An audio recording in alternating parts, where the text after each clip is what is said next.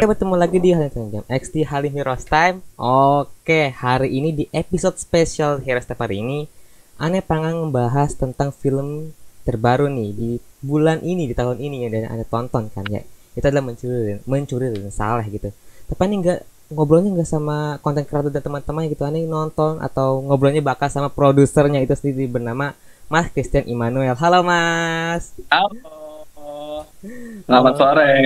Mas sore juga Mas. Oke, jadi nih ya, saya first impression dulu nih tentang filmnya nih ya, Mas Ya, ya. ya, ya. Gue mau denger pendapat lo tentang film Mencuri Raden Saleh. Oke. Jadi nih Mas ya, jadi pas ketika saya nonton nih, saya bener-bener gak ekspektasi tinggi banget gitu kan ya. Tapi Mhm. ketika saya nonton, loh kok filmnya keren banget gitu. Ceritanya bener-bener kompleks banget gitu. Saya suka banget dengan cerita-cerita yang kompleks gitu kan. Lagi bumbu-bumbu top plot twistnya banyak banget kan, kita nggak duga-duga ternyata wah ternyata ini gitu. Terus sinematografinya bener-bener bagus banget gitu kan, saya suka di situnya. Dan lagi scoring musik yang saya keren banget kok, scoring musiknya buat filmnya kan ya, terngiang-ngiang gitu. Terus Makasih banget. Memang apresiasinya, terima kasih banget. Memang aku bersyukur banget udah diterima filmnya, udah menjadi bagian dari hidup sejuta orang hari ini. Aku bersyukur banget. Eh, dan reviewnya bagus, apresiasinya bagus, bahwa banyak yang mencintai filmnya, itu udah sebuah kesenangan tersendiri lah gitu untuk mm, kami para filmmaker ya. mm. Oke, jadi ini kita mulai aja nih. Saya udah banyak banget saya ingin tanya-tanyakan, dan teman-teman Instagram saya juga ada yang bertanya juga, tentu saja. Oke, jadi pertanyaan pertama nih Mas ya. Nah, Yes. kan banyak banget nih ya. Dari saya baca dulu dari komen Instagramnya itu dari Wow Film. Dimana dia bilang nanya nih, berapa lama sih pembuatan film ini gitu? Hmm, berapa lama? Iya, Kalau film itu kan biasanya kebagi-bagi ya. Jadi iya. ada tahap buat skripnya dulu, terus syuting, terus post pro. Mungkin kalau bisa dibilang eh, development skripnya itu nyampe 4 tahun lebih. Oh, setahun lebih. 4 tahun lebih Berapa itu tahun lebih? kita udah develop itu. eh, Bahkan itu Mas Angga dulu mendevelop duluan proyeknya sebelum aku masuk. Pada Oh, saat aku masuk itu masih sinopsis di tahun 2018. oh, berarti 2018 tuh masih develop ini buat filmnya ya? Benar, masih develop develop skripnya dulu 2018. Lalu memang banyak pertimbangan waktu itu. Sebenarnya kita pengen bawa Mencuri Raden Saleh itu seperti apa sih gitu. Dari yang konsep A, konsep B, konsep C kita pikirin lah gitu. Dengan berbagai referensi yang ada. Lalu ganti penulis, dari satu penulis, kedua penulis, ketiga penulis. Karena kita memang mencari genre heist itu kan masih jarang di Indonesia. Iya, Kita betul. kita tahu begal, kita tahu rampok, tapi pencurian berencana diem-diem tuh kayaknya nggak pernah ada gitu di Indonesia, ya Iya, kan? betul, heeh. Nah, itu yang membuat aku dan Mas Angga tuh berdiskusi seperti apa ya bentuk yang bisa diterima sama masyarakat luas. Nggak perlu tahu heist. Mungkin kan nggak semua orang nonton Ocean Eleven, nggak semua orang nonton Italian Job, nggak semua orang nonton Neil You See Me gitu. Tapi kita pengen bawa heist yang benar-benar lokal. Sampai akhirnya kita bertemu dengan Monji, dan di situ kita akhirnya Mas Angga dan Monji langsung yang menuliskan skripnya gitu. Oke, berarti ini Kalau development produksi, produksinya ya, produksi itu kita menghabiskan waktu hampir 2 bulan, 2 bulan. hampir 2 bulan. Soalnya kita syuting ada yang di Jakarta, Hmm, ada yang bentar, Jakarta, Jakarta, Bogor, hmm. sama Surabaya, sama perbatasan Surabaya dengan Malang. Oh, Surabaya juga ada di ini filmnya ternyata. Benar. Oh, Dan itu memang kita udah sebelum skripnya jadi, hmm, eh Mas Angga udah punya spesifik kayak gue mau tempatnya yang kayak gini, coba kita cari tempatnya kayak gini. Memang kalau aku kerja dengan Mas Angga itu sangat spesifik dengan arsitektural bangunan. gitu. Jadi kalau rumah yang seperti apa, kalau gudang yang seperti apa. Jadi memang kita memberikan karakter pemain, karakternya itu juga selain dari pemainnya sendiri gitu, memberikan karakter ke tokohnya, lalu wardrobe, make up, tapi sekitarnya, lingkungannya itu juga ngebantu penonton tuh merasa kenal dengan orangnya gitu. Jadi memang beberapa hal itu udah kita tentuin, kayak misalnya rumah permadi yang pesta gitu, Iya. itu udah ditentuin dari sebelum ada skripnya di mana. Oh, keren. Wah. Jadi itu karena kita tahu itu sangat penting, kita harus menunjukkan seseorang punya kekuasaan, seseorang yang sangat kaya gitu. Tapi sangat kayanya kita nggak mungkin kan kita menunjukkannya kayak Crazy Rich Asian gitu. Tapi kita harus benar-benar lihat orang kaya Indonesia itu seperti apa sih gitu. Waduh, berarti riset dulu Gitu. nih ya. Jadi kalau ditanya total, ya mungkin 5 tahunan gitu. Total dari punya ide cerita sampai filmnya ada di bioskop, mungkin sampai 5 tahun gitu. Lama juga berarti kan ya. Oke. Tapi bagus banget sih. Tapi ini filmnya udah 1 juta penonton gitu Mas ya. Wah, Yes, selamat per Mas. hari ini udah 1 juta penonton. Makasih. 1 juta penonton. Kita lanjut pertanyaan kedua. Kenapa sih milih genrenya heist gitu? Kenapa dan inspirasi dari mana? Genre heist gitu. Karena kebetulan aku di Visinema, selain sebagai produser, aku juga menjabat sebagai head of content strategy. Jadi memang apa sih Visinema biasanya kita ada meeting tahunan untuk menanyakan ke kita Visinema ini mau memproduksi film seperti apa. Jadi kayak misalnya kita udah ngebuat drama, kita udah buat film keluarga, kita udah buat film animasi, terus apa gitu? Apakah kita mau bermain di tempat yang sama dengan cerita yang berbeda gitu, ibaratnya. Tapi kita udah sepakat bahwa kita percaya penonton Indonesia tuh mencari hiburan yang berbeda, mencari sesuatu yang unik, mencari sesuatu yang lebih maju lagi gitu. Makanya kita mau membawa Mencuri dan Salah ini menjadi film heist yang masih jarang di Indonesia gitu. Dan mungkin banyak pertimbangan lah, pasti banyak pertimbangan. Gimana kalau ini, gimana kalau itu, kan mungkin nanti orang nggak ngerti ini terlalu Hollywood, orang taunya ini di luar negeri. Tapi kita pengen membuktikan bahwa bisa dilakukan di Indonesia gitu. Bisa filmmaker Indonesia tuh membuat film heist yang proper gitu. Itu sih pertimbangan kita yang kita pengen inovatif, memberikan sesuatu yang berbeda di bioskop. Betul. Oke, emang jarang banget sih film heist di Indonesia tuh bener-bener jarang banget kan ya. Aduh, sekali aja juga gitu. Dan ini salah satu film heist yang bagus banget buat saya kan ya. Terus banyak banget teman-teman saya juga pada gak bisa berkata-kata gitu. Dia beli popcorn nih Mas ya, tapi nggak habis gitu saking dia fokus sama filmnya. Nggak kesentuh popcornnya, kasihan.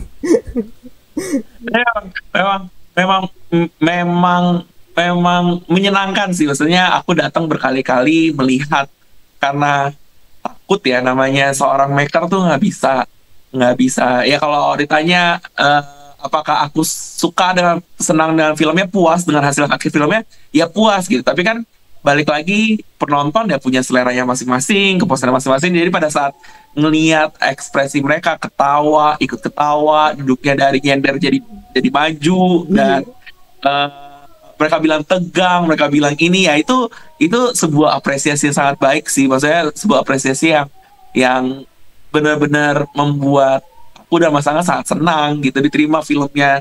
Padahal kita sangat takut bahwa mereka merasakan seperti apa yang kita rasakan gak ya pada saat membuat, pada saat ngedit, pada saat grading, ngasih efek. Mereka menyukai gak ya barang yang kita buat selama 5 tahun ini gitu. Iya, banyak banget gitu yang bilang, wah Anda sampai nggak megang ininya nih popcornnya. Terus ada ketika ada di bioskop pada tepuk tangan gitu ketika scene yang lagi tabrak-tabrakan gitu, yang tuh pada tepuk tangan. Wah gila, keren banget.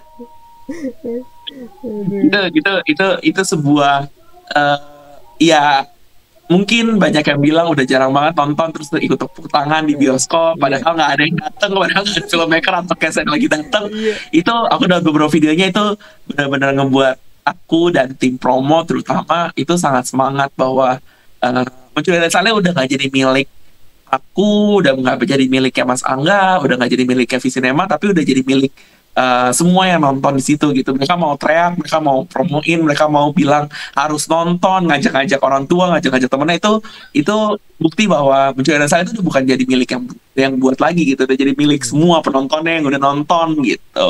Oke. Oke, kita lanjut lagi nih Mas ya. Jadi apa sih hambatan di film ini gitu Mas? Pembuatan film ini. Hambatan, Mm. kenapa? Mungkin maksudnya kenapa lama banget baru diproduksi kali ya? Iya, boleh. Eh, Hambatannya mungkin lebih ke memang yang pertama kita mencoba menyatukan 6 cast yang benar-benar uprising talent gitu, dan kita juga sangat spesifik menentukan kayak siapa perannya Permadi, siapa perannya Budiman, siapa perannya Dini. Itu menjadi sesuatu yang eh, kita pilih dengan hati-hati dan menyatukan mereka semua tuh adalah sebuah dulu tuh mimpi. Iya, iya, Dulu tuh iya. mimpi Mm. nyatuin Iqbal Ramadan, ada Yunanda, Umay Syahab, Ari Irham, Agni Nihak, Rahel Amanda, Dwi Sasono, Atika, Tio Pakusadewa itu dalam satu film tuh kayaknya mimpi. Mm-mm. Jadi Iya, pada betul. saat mereka semua sangat suka dengan proyeknya, oke, checklist 1 pemain kelar gitu. Tapi itu juga maksudnya dengan mereka mau bergabung, kita ngatur schedule gimana, bagaimana cara semuanya bisa ikut syuting, itu checklist 1 udah kelar. Yang kedua mungkin dari aku pribadi, hambatannya adalah melokalkan genre heist itu sendiri. Mm. Jadi yang tadi seperti yang aku bilang tadi bahwa heist itu bukan budayanya orang Indo, Betul. Nah, dan eh, kita nggak punya, maksudnya sangat sedikit kejadian beneran dalam dunia nyata pencurian berencana itu jarang gitu. mm, Jadinya mungkin orang ngerasa ini nggak mungkin terjadi di Indo gitu. Ini mah luar. orang Amerika doang yang ngelakuin kayak gini gitu. Mm. Itu yang buat aku dan Mas Angga riset dengan hati-hati, eh, pencurian berencana seperti apa sih yang bisa dan mungkin dilakukan oleh eh, di Indonesia gitu. Mm. Dan akhirnya ketemu dengan 2 bahkan tiga heist plan sebenarnya kan. Oke, 3. Satu yang agak dodol, Waduh. jadi dia masuk, satu yang nuker, satu yang menyelundup gitu. Memang memberikan 3 rencana lah gitu. Dan yang ketiga mungkin kenapa sangat lama dan akhirnya baru produksi adalah kemampuan untuk memproduksinya itu sendiri. Kayak misalnya kita berprogres dari mungkin kalau dari aku dari projectnya, ini salah satu project awal yang aku terima dari Visinema, dari Terlalu Tampan, terus aku buat Bradzilla, terus aku buat Generasi 90 Melankolia, Eknoid, terus Ben dan Jody, akhirnya Mencuri dan Saleh. Itu semua menjadi pengalaman aku sebagai produser mengetahui solusinya apa yang dibutuhkan. Kayak adegan di terowongan itu karena sangat kompleks, pasti kita harus mengetahui secara detail, presisi bagaimana cara mengambil gambarnya. Makanya kita akhirnya ketemu dengan Abadinar, kita ketemu dengan tim Nusa yang mempunyai special equipment untuk mengambil gambarnya seperti itu gitu. Kita ketemu banyak orang yang kita bertemu dengan seperjalanan aku menjadi produser yang ngebuat aku yakin bahwa Mencuri dan Saleh itu baru siap diproduksi itu kemarin gitu, nggak di tahun 2018, nggak di tahun 2019 gitu. Mendengar masukan dari pengamat film tentang film-film aku sebelumnya, bagi mereka jelek karena apa, bagi mereka bagus karena apa, itu ngebuat aku sebagai filmmaker tumbuh. Bukan artinya kalau review jelek aku lupain gitu, kayak ya udahlah mereka nggak suka aja. Tapi review-review itulah yang ngebuat uh, aku sebagai maker tuh tumbuh bersama mereka. Kalau orang yang nggak suka jadi suka sekarang, berarti kan artinya ada kemajuan dari progres dari project-project aku sebelumnya Ya, betul. gitu. Itu yang mungkin kenapa Mencuri dan Saleh baru diproduksi di tahun 2021 akhir kemarin. Oke. Jadi lamanya di pembuatan dan developnya emang lama banget ya Mas ya. Persiapannya lama banget sih memang. Oke. Apalagi pada saat ada oke kita go, pemainnya harus mendalami peran dengan mentornya masing-masing. Mm-mm. Terus ya kayak Iqbal belum pernah melukis, nggak pernah Iya menyentuh betul. dunia seni rupa. Akhirnya eh, dia workshop melukis, tapi bukan workshop untuk melukis, tapi workshop menjadi pelukis. Hmm. Jadi dia ketemu sama banyak maestro-maestro eh, pelukis di Jogja yang membantu dia mengerti bagaimana cara mengambil inspirasi, bagaimana cara dia melukis, kenapa dia melukis. Karena itu harus tahu Piko sebagai mahasiswa seni rupa Seni rupa. gitu. Terus ya tuk-tuk yang pakai mobil metik disuruh ngedrift, kan mobil metik nggak bisa ngedrift gitu. Iya. Akhirnya kita sekolahin untuk eh, les workshop ngedrift gitu. Terus Vela main kartu ya main cangkul, main pakai tepuk nyamuk, nggak pernah menjadi bandar judi gitu. Iya. Kita meng-hire seseorang yang ngasih tahu bahwa di meja judi itu bandar itu seperti apa attitude-nya, seperti apa pembawaannya, bagaimana cara dia memegang kartu. Eh, Umay kita bawa ke bengkel supaya tahu bagaimana cara megang alat-alatnya, tang, kunci Inggris dan sebagainya. Eh, Tuk-tuk, Ucup, Angga Yunanda kita untungnya kita kenal dengan salah satu hacker di sini gitu yang mau mengajari dia. Hacker tuh cara berpikir dan selain programming tapi cara berpikirnya tuh seperti apa sih gitu, apa sih yang dipikirkan hacker gitu. Oke. Keren keren keren, ini benar-benar bagus Memang nih siapannya yang karakternya. paling panjang sih. Mm-mm. Oke, kita lanjut nih Mas ya. Ada nggak sih Mas scene yang butuh waktu yang lama banget bikinnya gitu? Lama ya. Ada Apa tuh Mas? Kalau boleh tahu. adegan di dalam terowongan Oh, itu. Itu berapa itu lama Mas? karena eh, dari tuk-tuk ada di atas, dari scene adegan itu dimulai dengan Ucup ada di atas gitu kan, terus Hmm. dia bilang good morning ya kan, itu sampai eh, mereka kejar-kejaran lari Hmm. itu membutuhkan waktu 6 hari. 6 hari. 6 hari Waduh, lama banget. dan itu termasuk sangat pendek sebenarnya, Hmm. tapi kita harus menyelesaikan dalam 6 hari karena menutup tempat umum aku cuma bisa di hari Sabtu Minggu, dan ya kalau terlalu panjang juga menutup terowongan sepanjang itu untuk orang nggak lewat kan juga nggak mempunyai keleluasaan itulah gitu. Jadi memang kita udah memutuskan bahwa syuting adegan terowongan SCBD itu kita hanya dapat waktu 6 hari dari Ucup ada di atas sampai dia dikejar polisi gitu. Waduh, lama banget berarti ya.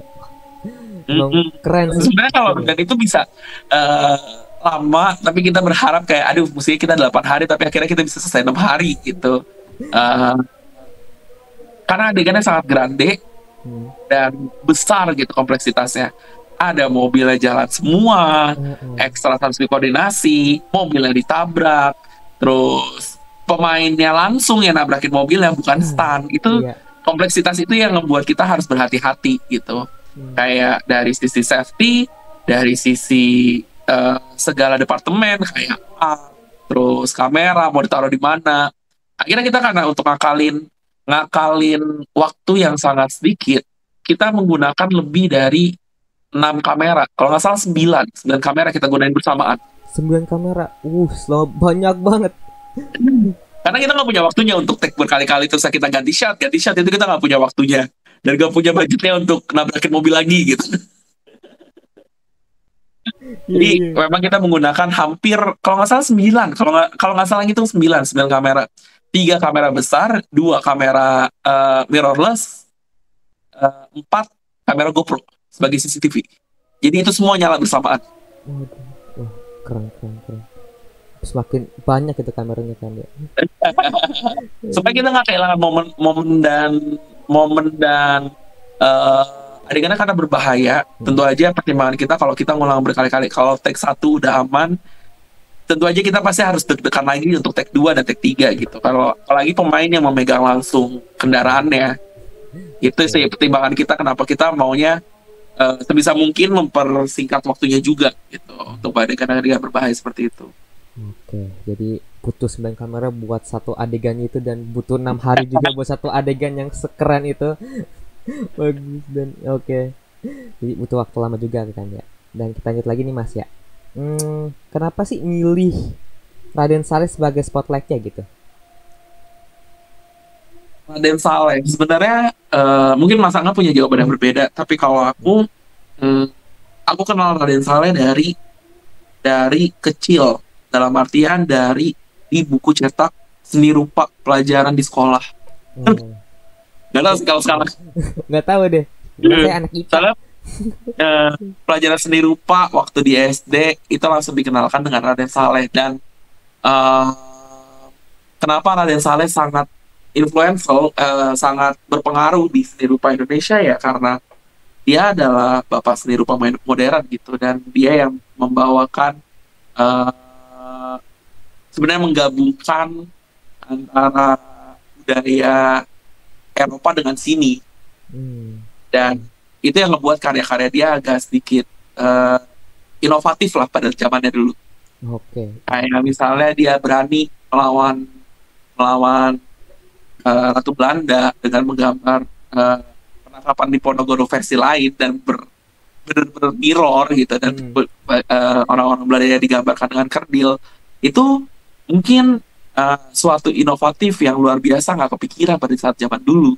Iya, betul. Jadi bagi aku Raden Saleh itu adalah pelukis pertama yang aku kenal dan aku baca di buku cetak seni rupa, dan memang karya-karyanya Raden Saleh itu tersebar di satu dunia kan. Ada di Singapura, ada di mana, yang makanya kalau dibilang apakah karya Raden Saleh bisa diberi harga, sebenarnya enggak, walaupun di film dikasih harga. Iya.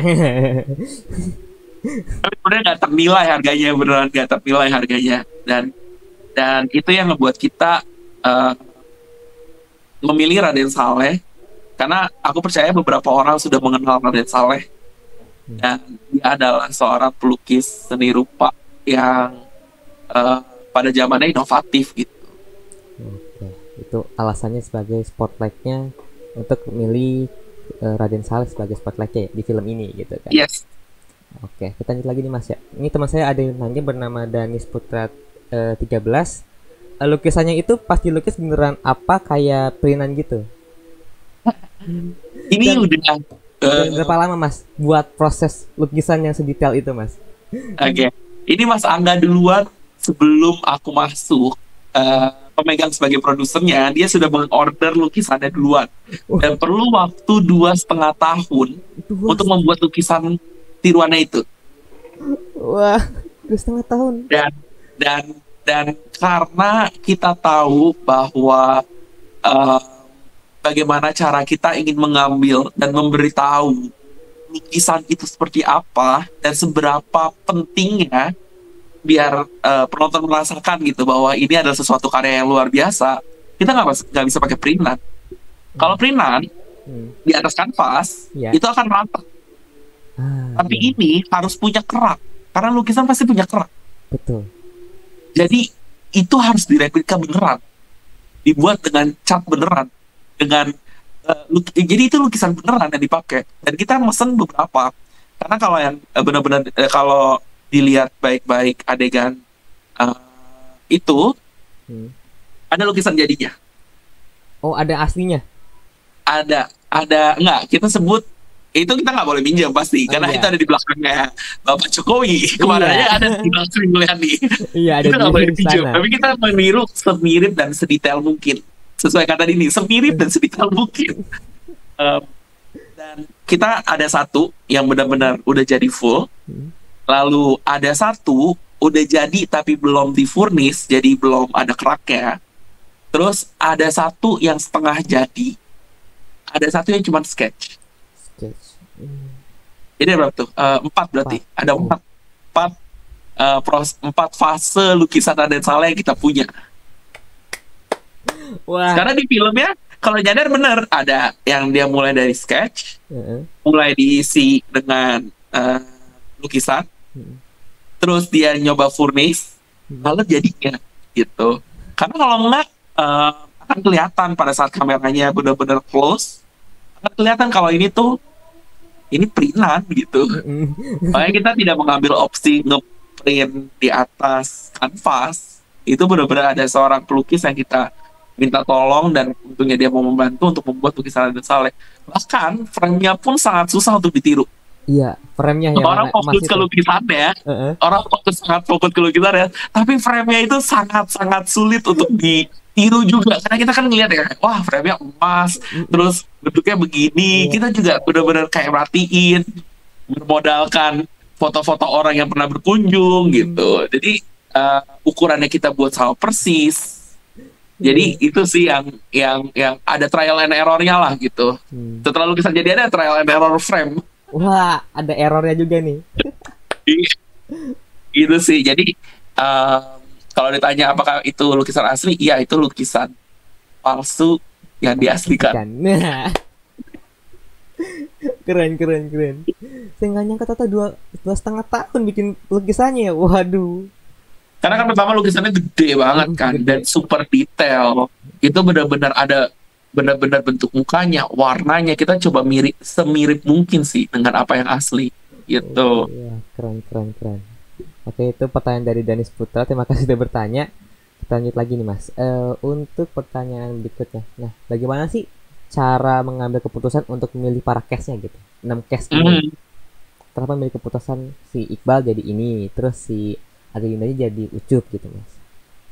Biasanya kita kalau Mas Angga dan aku itu dengan cara ngobrol dan melihat kayak Iqbal, dia udah benar-benar aku tuh Iqbal adalah orang yang sangat berkomitmen dengan perannya, bahwa kalau dia mengambil sebuah perannya itu nggak cuman ya udah dia cuman ini adalah sekedar pekerjaan gitu. Dia benar-benar mendalaminya, dia pengen tahu, dia seperti memiliki peran itu sendiri, dan itu yang membuat kita ingin bekerja sama dengan Iqbal. Dan kita lihat bahwa Piko tuh seperti ini, bahwa Piko di grupnya adalah, kalau di anatomi itu mungkin bisa dibilang hatinya, Piko tuh punya Iqbal tuh punya hatinya gitu, sensitif, perasa, memperhatikan, mengambil decision sesuai dengan hatinya. Kita ngeliat Iqbal di situ gitu. Angga Yunanda kita memilih karena hacker itu, Ucup itu harus punya sedikit sisi gelap, dalam artian criminal minds lah. Ya, betul. Dan kita melihat bahwa Angga Yunanda tuh kayak gitu.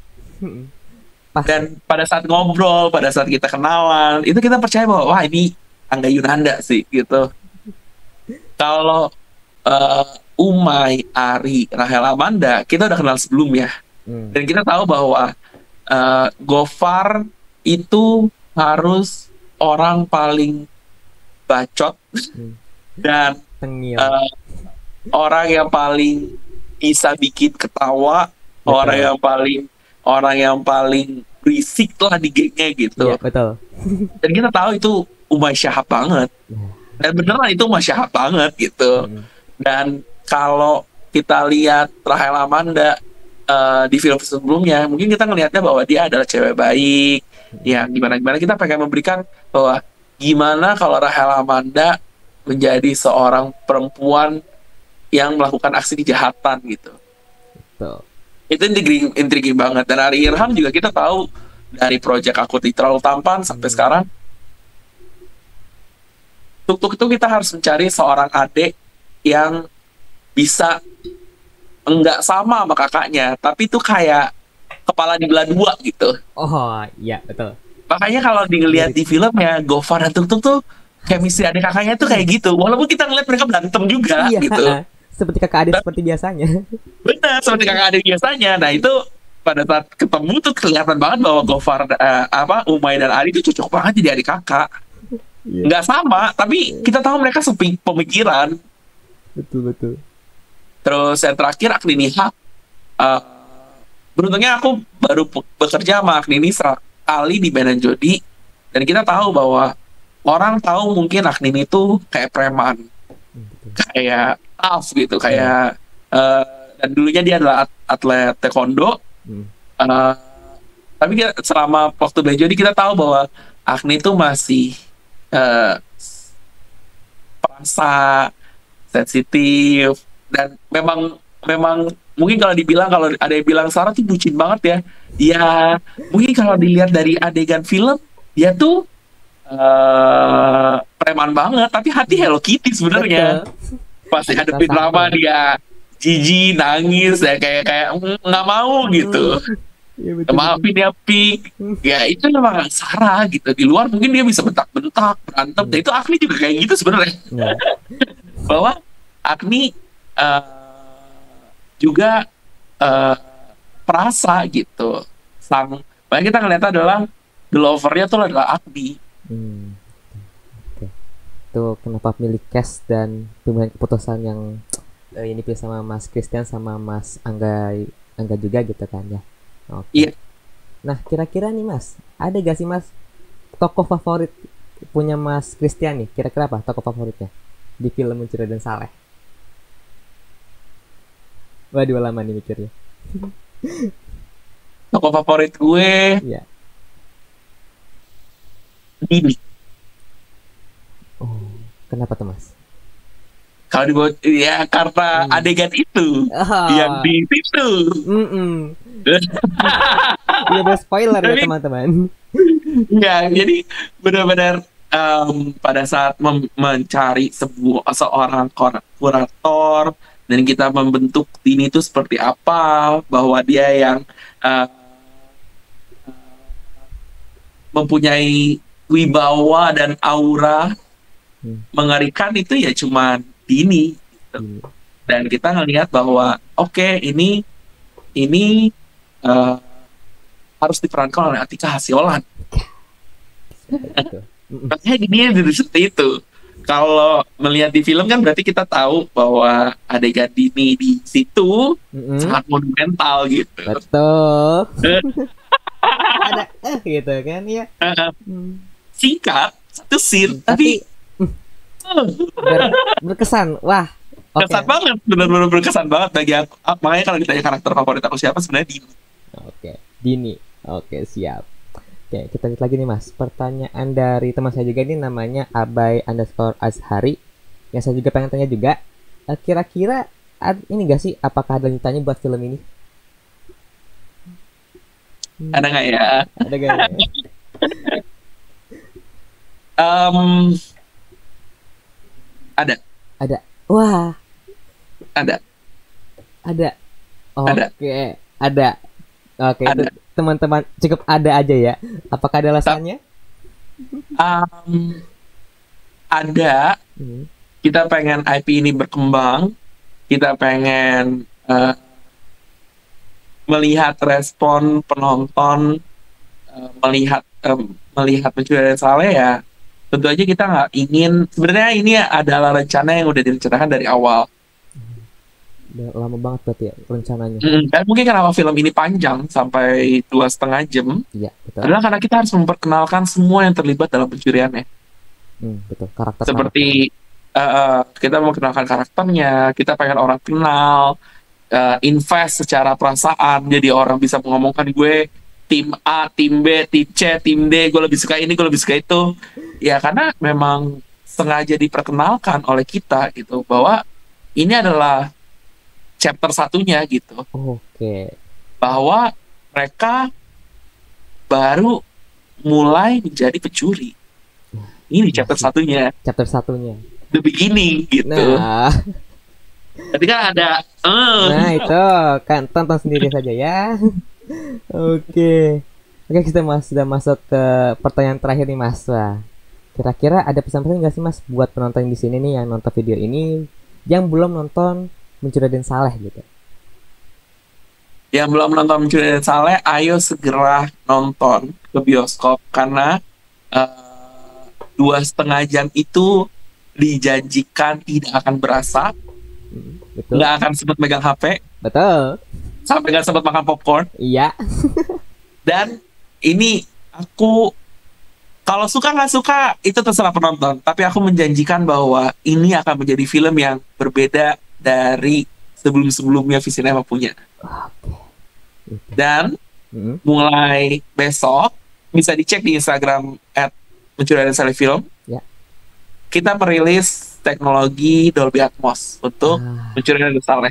Betul tuh. Wah, lebih excited banget pasti nonton di Dolby Atmos. Benar, karena orang banyak yang bilang, wah ini gue pengen denger ini, gue pengen denger itu. Oke, kita bawain, dan ini Dolby Atmos.